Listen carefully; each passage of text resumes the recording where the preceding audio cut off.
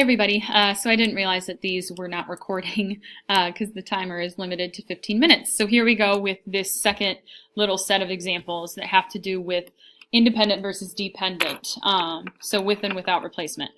This example, if you read through the story, it just says 2 marbles are randomly drawn from the bag. In this case, it doesn't specify which one is the case, so you have to assume it's without replacement, which means it's a dependent example. So if we're looking for the probability of a blue marble and then a red marble, what you're going to have to do is calculate the probability of a blue marble. In this case, there's 30 total marbles. 8 of them are blue. If I take 1 marble away and don't put it back, there's 29 options left and 10 of them are red. And then you could sort of follow along and see that I reduced my fraction to be 4/15. And then I ended up cross-reducing. 5 goes into 10 twice, and 15 can be divided by 5 3 times. And then I multiplied across. 4 times 2 is 8.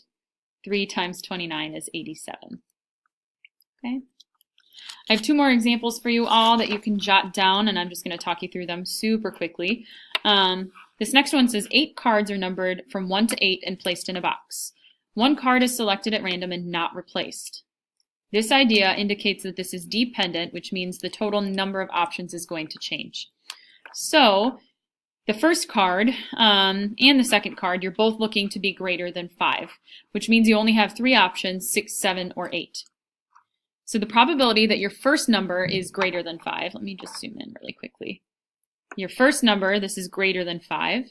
There's 3 numbers greater than 5 out of the 8 left.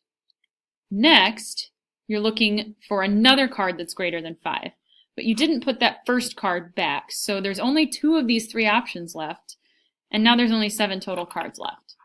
When I multiply across, I get 6/56, which I can reduce. You can see this second example, I ended up highlighting and starring something. You need to make sure that you're reading a problem carefully, because in this case, it's thrown into the dependent side, but it's not, because you're actually replacing those marbles, which means you have 2 independent events, and the total number of options is not going to change. So it's pretty simple from here on out. You have 2 white marbles out of 5 total marbles, and then you put that marble back, and you still have 5 marbles. And then, I'm not sure what just happened there. And then, in this case, you have 3 yellow marbles out of the 5 left, multiply across, and voila, there's your answer. Enjoy the rest of your Friday, and have a great weekend.